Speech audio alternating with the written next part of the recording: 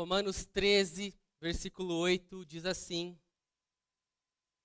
não devam nada a ninguém, a não ser o amor de uns pelos outros, pois aquele que ama seu próximo tem cumprido a lei. Pois estes mandamentos: não adulterarás, não matarás, não furtarás, não cobiçarás, e qualquer outro mandamento, todos se resumem neste preceito: ame o seu próximo como a si mesmo. O amor não pratica o mal contra o próximo, portanto, o amor é o cumprimento da lei. Façam isso, compreendendo o tempo em que vivemos. Chegou a hora de vocês despertarem do sono, porque agora a nossa salvação está mais próxima do que quando cremos. A noite está quase acabando, o dia logo vem. Portanto, deixemos de lado as obras das trevas e nos revistamo-nos da armadura da luz. Comportemo-nos com decência, como quem age à luz do dia, não em orgias e bebedeiras, não em imoralidade sexual e depravação, não em desavença e inveja. Ao contrário, revistam-se do Senhor Jesus Cristo e não fiquem premeditando como satisfazer os desejos da carne. Amém? Vamos orar mais uma vez? Pai querido, agora diante da Tua palavra lida, nós queremos clamar ao Senhor que fale conosco, nos ilumine o entendimento através do Teu Santo Espírito, nessa porção da palavra, ó Pai, que é tão importante na história do cristianismo e que fala conosco até hoje, ó Pai. Então nós queremos viver o verdadeiro amor de Jesus. Nós assim clamamos, não porque merecemos, mas no nome daquele que nos amou primeiro. Amém. Graças a Deus. Esse trecho que acabamos de ler é um trecho muito importante na história. É um trecho difícil também, e ele está ligado ao começo do capítulo 13, em que Paulo, o apóstolo, alerta aquela igreja para se submeter às autoridades, principalmente às autoridades impostas por Deus, que elas são servos e servas do Senhor.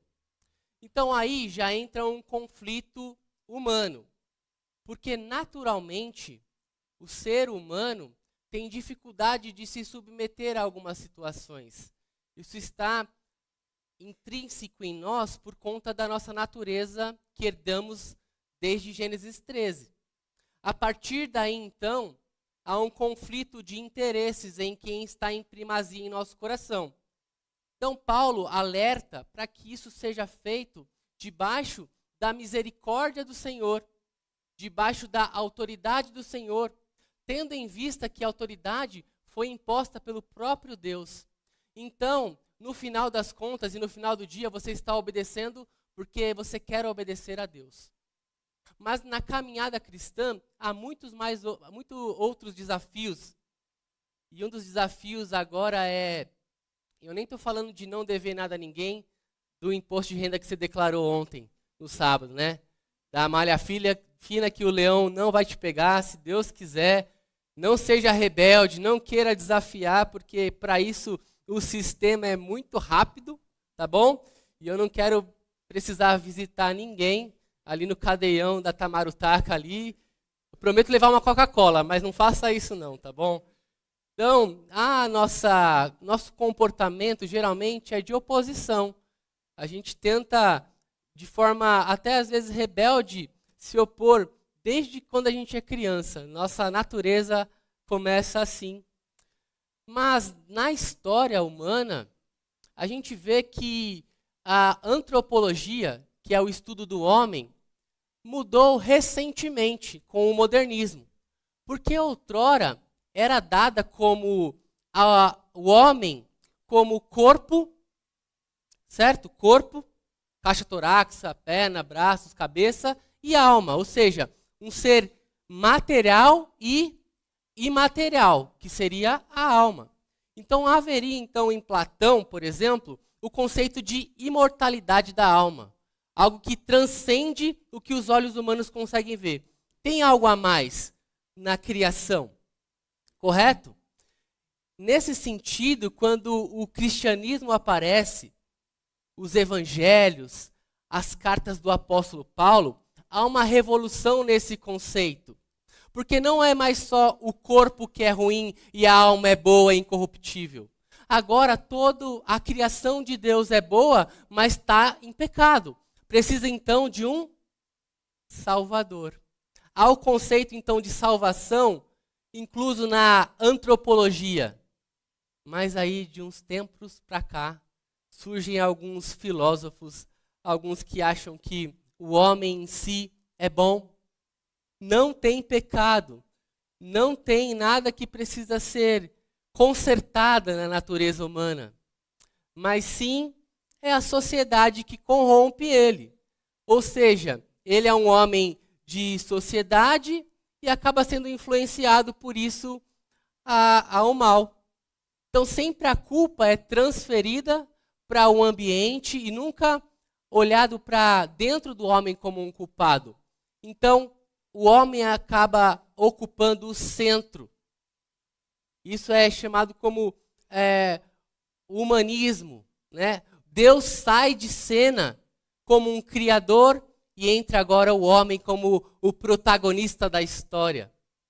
E a gente vê isso em várias situações. Na escola a gente aprende, por exemplo, que precisamos ser o melhor, precisamos ter aquela força para ser o topo da cadeia alimentar e assim evoluir. Não é isso que a gente aprende no evolucionismo? A gente vai aprendendo esses conceitos que vão confrontando com o que a gente sabe do cristianismo. A gente acaba, então, tendo esses paradoxos, né?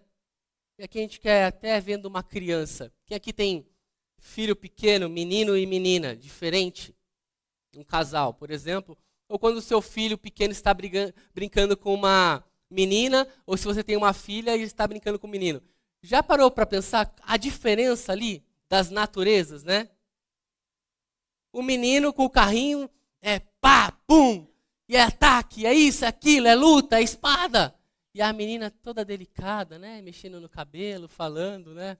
O nosso PG é uma maravilha ali. Quando junta todo mundo, é uma salada ali. Então tem de tudo. Ali a gente vê a natureza ali em diferentes situações. E tem um pastor que eu gosto muito de ouvir, que o nome dele é Guilherme de Carvalho. Ele é pastor na Igreja Esperança, lá em Belo Horizonte. Ele também é responsável pelo projeto Labri, aqui Brasil, né?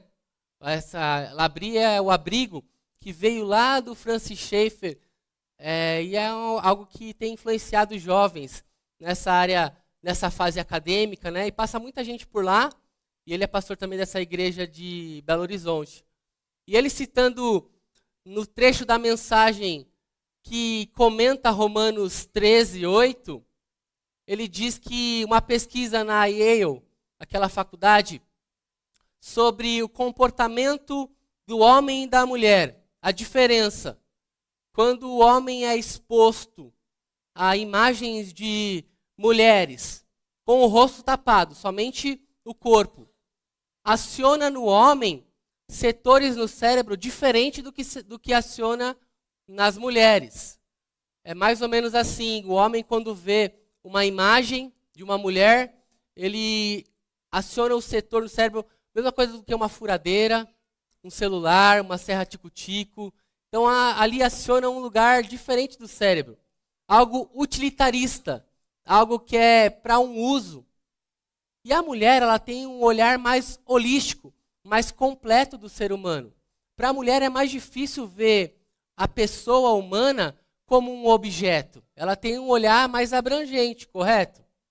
Então a gente tentando ver essa situação, tentando trazer para os nossos dias isso, nós vemos o quanto a indústria da pornografia tem invadido as nossas casas muitas vezes, igrejas, sociedade. A gente já não se abala mais com alguns comerciais de TV, com o celular na mão, fica muito mais fácil ter acesso a isso. E isso é por quê? Por conta dessa questão do homem ser muito visual. Mas, pasmem, isso está chegando até para as mulheres. essa questão utilitarista.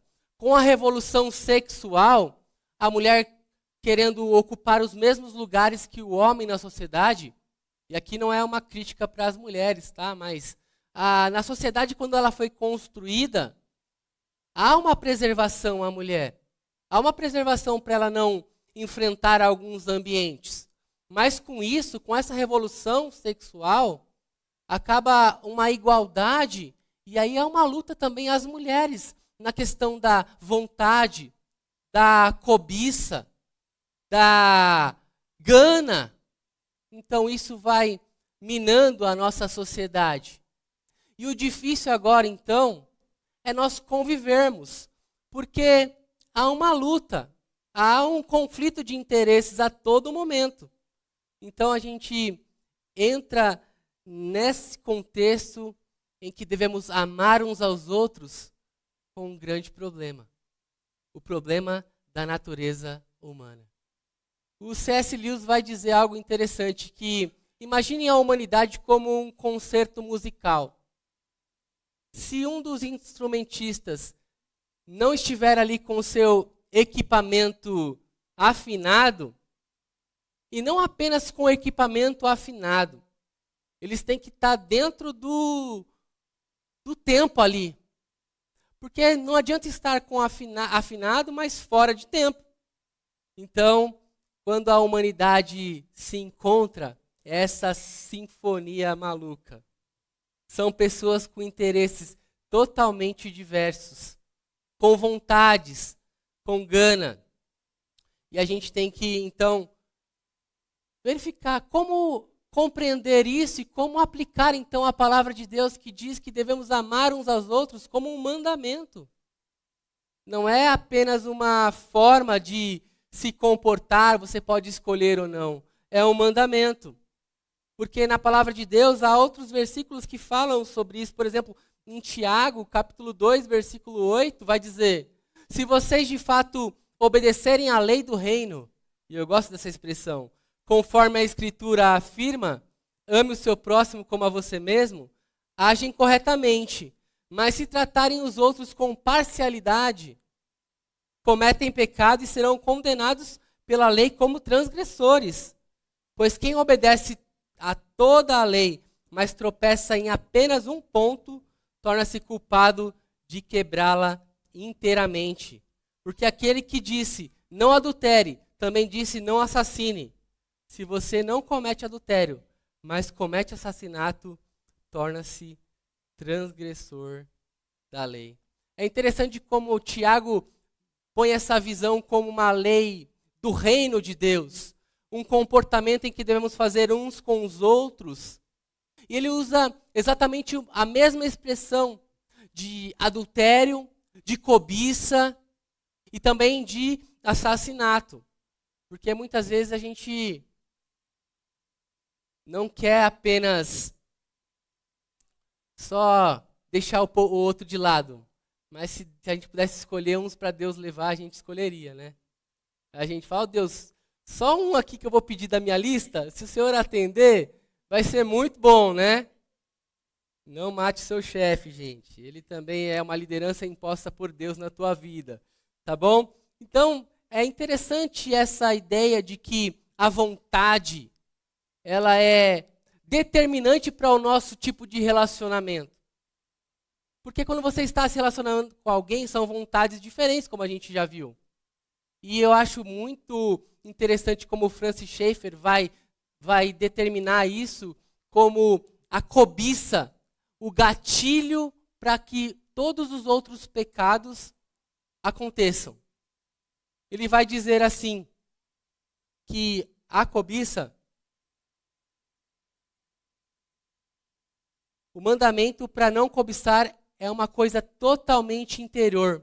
O clímax dos 10 mandamentos é o 10º mandamento. Na verdade, quebramos esse último mandamento de não cobiçar antes de quebrarmos qualquer um dos outros mandamentos. Toda vez que quebramos um dos mandamentos de Deus, significa que violamos esse mandamento de Deus cobiçando. É mais ou menos assim. Se pede para não roubar, correto? Por que a pessoa rouba? Porque ela cobiçou antes. Por que ela mente? Porque ela cobiçou ter vantagem sobre outra pessoa. Percebe então a lógica como de fato acontece? E Paulo vai afirmar isso também, dizendo que, em própria carta de Romanos, que ele não saberia o que era a lei se não tivesse o mandamento de não cobiçar. Porque onde não há lei, não há pecado. Então Deus, como um ser moral, como um Deus que tem preocupação com o comportamento das pessoas em sociedade, assim como foi com o povo de Israel no início da história, dando os 10 mandamentos, agora na época da igreja, nos dá os evangelhos. E Jesus nos dá outro mandamento, fazendo uma releitura da lei de Moisés. Eu vos dou um outro mandamento, assim como eu vos amei, amem os outros também. Então agora, uma forma de relacionamento não é como você acha que deve amar, mas é como você sabe que Jesus ama. Há uma diferença enorme nisso. Não é a forma que você tem uma paixão e aí exerce algo por alguém. É você aprende de Jesus como se ama, então age assim também. Há um novo mandamento, uma releitura. Mas Jesus também nos dá outras características desse mandamento. O adulterar pode não acontecer fisicamente na sua vida. E graças a Deus por isso. Mas quando Jesus diz, quando a gente olha para uma mulher com um olhar impuro e já cometeu adultério com ela, aí fica mais estreito, né? Por quê? Porque não é só mais uma coisa física, agora é uma coisa interna. Agora é coisa de alma. Agora é coisa de vontade. E quando ele diz que amarás o teu Deus de todo o teu coração, de toda a tua alma, de todo o teu, com todas as tuas, é o homem completo, amando, exercendo o amor. Só que quando a palavra alma aparece nesse contexto, se remete aos hebreus, que alma era mais ou menos o que se chamava de garganta. Por que garganta? Porque a garganta é por onde entra a comida, é por onde entra o ar que você inspira. Então o homem era como se fosse uma garganta.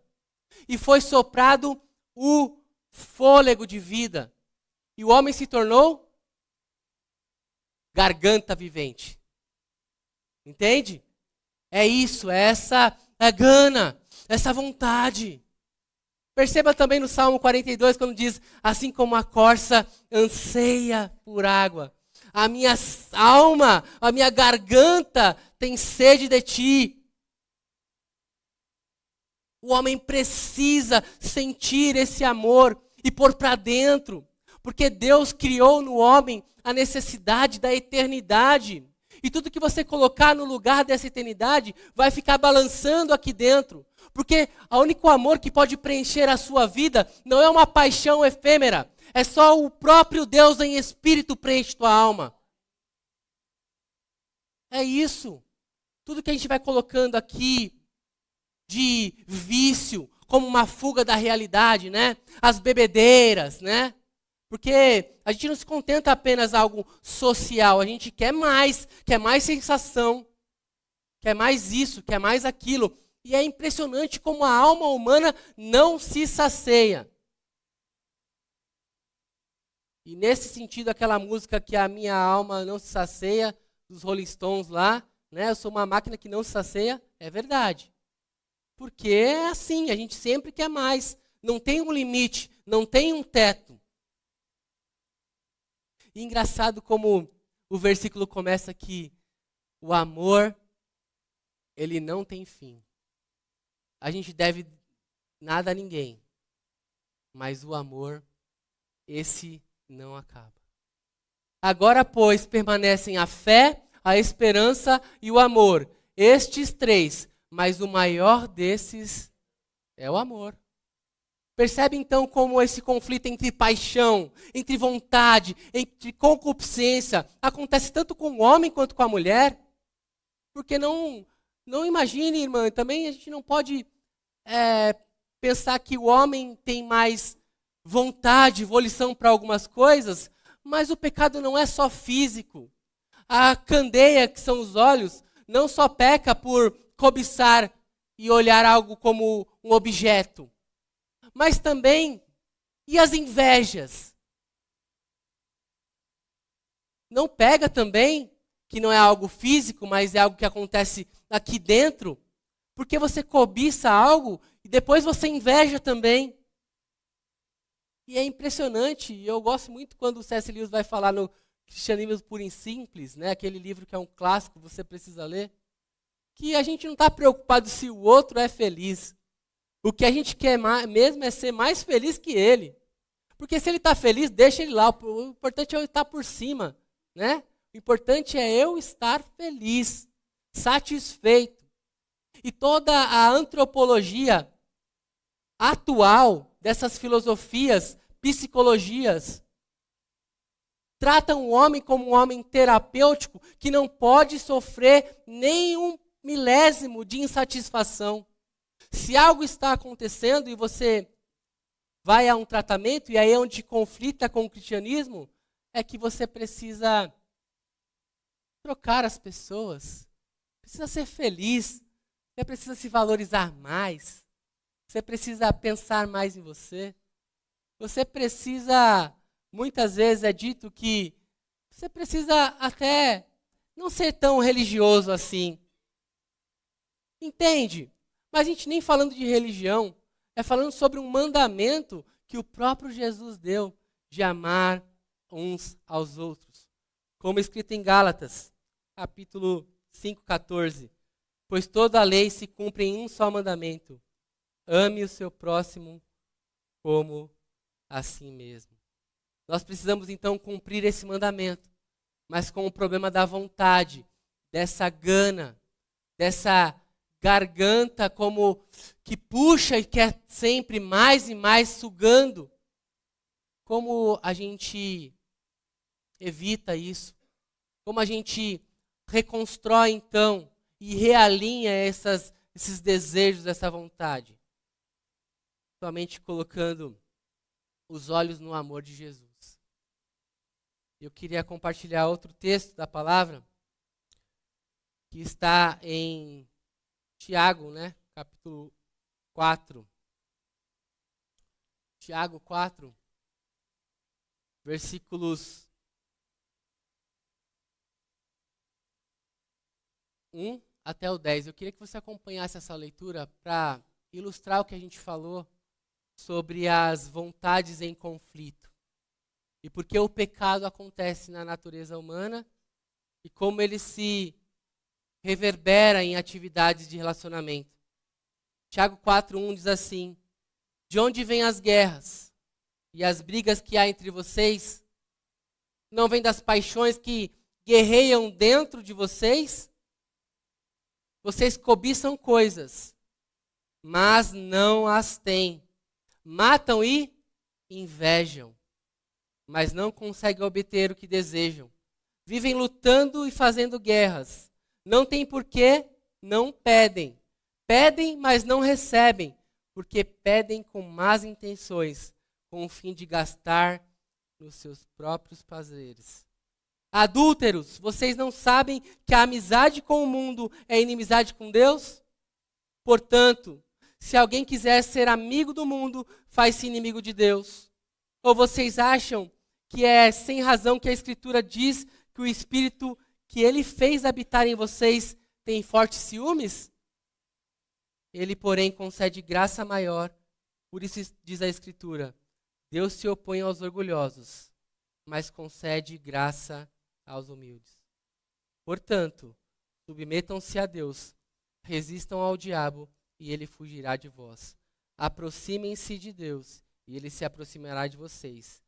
Pecadores, limpem as mãos, e vocês que têm mente dividida, purifiquem o coração. Entristeçam-se, lamentem e chorem. Troquem o riso de vocês por lamento e a alegria por tristeza. Humilhem-se diante do Senhor e Ele os exaltará. É um texto claríssimo que fala sobre o poder da cobiça em lugares errados. E como se combate isso? Há uma palavra que aparece nesse texto, que não sei como está na sua versão, mas é ânimo dobre. O que é isso? O ânimo dobre. É aquele que está dividido. É aquele que tem dúvida ainda se vai viver uma vida que ama ao Senhor e ama ao próximo, ou uma vida que ama a si mesmo. É uma pessoa que está com duas almas. A alma dele não consegue ter um alinhamento. A alma dele é vacilante, ele tem uma mente dividida. Ele não consegue ainda tomar uma decisão e falar, eu quero viver exclusivamente para isso ou para aquilo. É mais ou menos quando a gente é jovem e está ainda com dúvida, né? Não sabe se vai para a faculdade de medicina, se vai fazer TI, se caso se compra uma bicicleta. A gente fica nessa loucura. Ou mais ou menos como o nosso humor, que de manhã acorda bravo, depois que toma o café fica feliz, aí depois na hora do almoço fica triste, aí à noite vai dormir e fica com insônia. Não sabe nem o que quer sentir. É aquele desenho lá que a cabeça fica várias emoções, né, em conflito. Esse é o de ânimo dobre. Esse é o do alma dividida. É esse que a variação da sua gana, da sua vontade, da sua cobiça está em tanto conflito que não consegue priorizar o mandamento do reino, que é amar uns aos outros. O James Smith, em seu livro Você é o que ama, vai falar que o coração é uma bússola. Se você está apontando para o lado errado, você não vai encontrar nenhuma saciedade. Você vai remar, remar, remar e não vai conquistar nada. Porque os prazeres são momentâneos. Eles não têm a capacidade de cobrir o vazio que Deus coloca em nosso coração. Nenhum vício, nenhum drink, nenhuma bebida, um cigarro, nada consegue saciar a tua garganta. Porque o ser humano, ele é insaciável em sua natureza. E a gente aprende a ser assim. Desde pequeno, né? A gente vendo os desenhos na TV. Não sei se tem a foto aí do Pica-Pau, né? A gente é ensinado a olhar com cobiça para as coisas. A olhar o outro como um objeto que você pode usufruir, puxar dali, e quando aquilo não é mais vantajoso, você descarta. É isso que é ensinado para a gente. Tudo é descartável. Você nunca está na sua completude. Sempre o novo é melhor que o antigo, né? Sempre o outro celular que vai sair ainda é a sua necessidade básica. Você precisa daquilo, senão você não vai ser feliz. Mas eu queria te dizer que você só vai ser feliz quando você repousar o seu coração no amor de Deus e amar o seu próximo. E retomando o assunto do amor, não um amor platônico, um amor que não tem uma meta, um objetivo, mas um amor sacrificial, um amor que dá a vida. É o amor de Deus por nós, e assim nós devemos amar uns aos outros. Não é um amor eros, da vontade, do desejo, como na cultura grega, mas é o amor ágape, aquele que se entrega. Aquele amor que não visa o seu benefício próprio, mas visa sim o outro em preeminência. É o amor que vence a cobiça, é o amor que realinha as coisas, é o amor que a gente deve praticar. Quem é da vida cristã há mais tempo sabe das dificuldades do amor inicial para depois as dificuldades que vão esfriando. Mas Deus não te chamou para um amor circunstancial de emoção, mas um amor que decide como uma ação de entrega. Então, se você já ouviu essa conversa fiada de que ele era o primeiro amor, já vai esfriar, isso daí é obra de Satanás. Deus quer que o seu amor seja pleno, que sua vida seja satisfeita nele. E se você não encontrar nenhuma fonte nesse mundo de satisfação, saiba que Jesus é a água da vida. É Ele que mata a tua sede. Ele é o pão que desceu do céu. Como representado no maná do povo, Ele sacia a sua fome. E se suas emoções estão totalmente desconexas, você está sofrendo por isso. Saiba que Ele é manso e humilde. E Ele pede para você aprender o amor dEle. E você seguir e tomar a sua cruz. Caminhando então para encerrar, eu comecei com uma frase dizendo que ou você morre como herói ou sobrevive como vilão. Essa é a frase do Duas Caras, lá do Batman. Você precisa morrer para a sua cobiça pecaminosa. Você precisa revestir-se de Jesus e da sua armadura para viver uma vida nova. Não caia na conversa fiada de que a vida boa é a vida que é pregada lá fora. E alguns aqui vão lembrar desse filme, que tem uma frase célebre, que diz assim: a vida é muito curta. E se você... Pode colocar a frase do Curtindo a Vida Adoidado, por favor. Apareceu aí? Já deram um spoiler? A vida é muito curta. Ela passa rápido demais. E se você não parar de vez em quando para vivê-la, acaba perdendo tempo. Isso é o que a cultura secular vai te dizer. Que você é novo, você tem muita vontade, muitos apetites, você precisa satisfazer os seus apetites. Por isso você vai tentando com um, vai ficando com outro. Se um não dá certo, você descarta.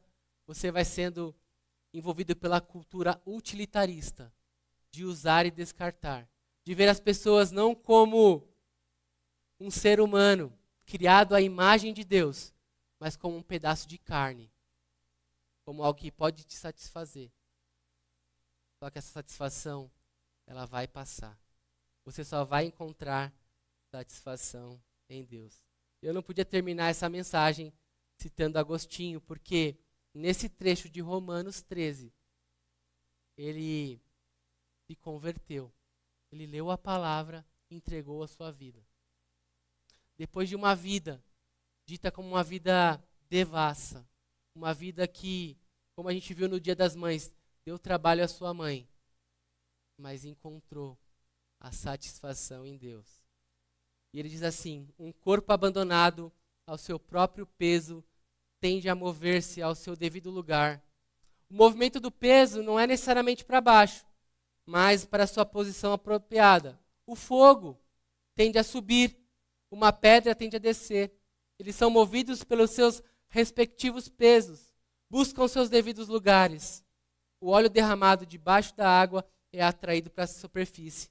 A água derramada sobre o óleo fica no fundo e fica abaixo do óleo. Eles são movidos por suas respectivas densidades, buscando seus devidos lugares, coisas que não se encontram onde deviam permanecer em estado de inquietude. Permanecem em estado de inquietude. Uma vez que chegam ao lugar devido, entram em repouso.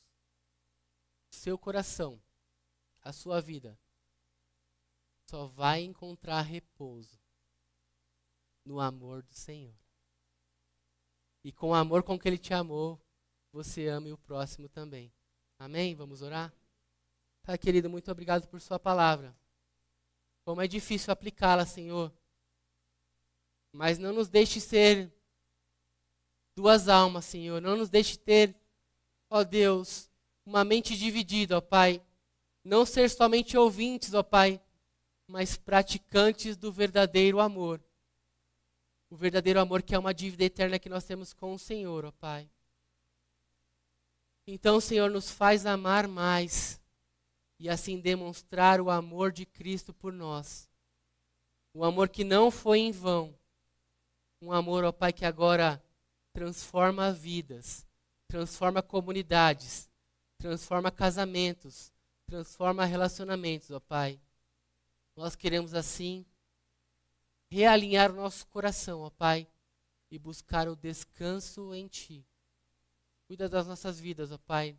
Nós queremos com isso pedir a Tua misericórdia e o Teu perdão muitas vezes, ó Deus. Queremos, ó Pai, mortificar a nossa carne e nos revestirmos, ó Pai, da vida de Jesus em nós. Sê conosco, em nome de Jesus. Amém.